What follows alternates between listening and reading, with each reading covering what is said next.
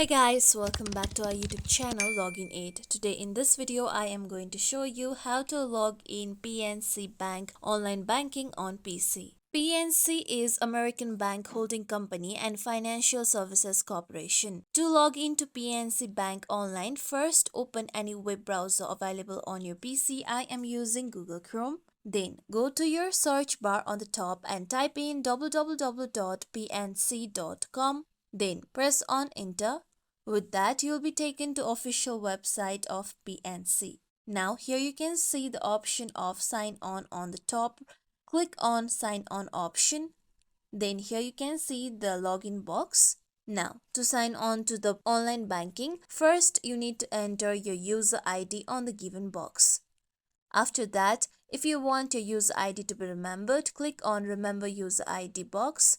Make sure you don't click on this box if you are using public computer or PC that is shared with others. Then enter your correct password of your account.